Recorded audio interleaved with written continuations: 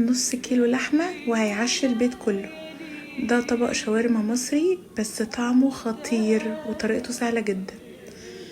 طاسة عندي فيها شوية زيت وبدأت انزل باللحمة، لازم تاخد صدمة حلوة كده، تديها تقلبتين في الزيت لحد ما لونها يغير.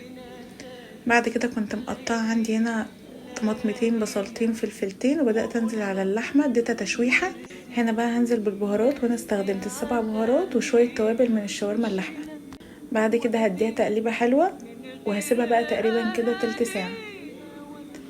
بصوا هنا بقى كانت ريحتها حرفيا قلبت البيت، كانت دخلت في السوا كده وبدأت المية بتاعت اللحمة تنزل وكانت خطيرة. طبعا ما ينفعش شاورما من غير دبس رمان. معلقتين كبار دبس رمان وتقلبوهم كويس. قعدت نص ساعة وكانت خطيرة. عايزة اقول لكم الريحة هنا كانت فظيعة.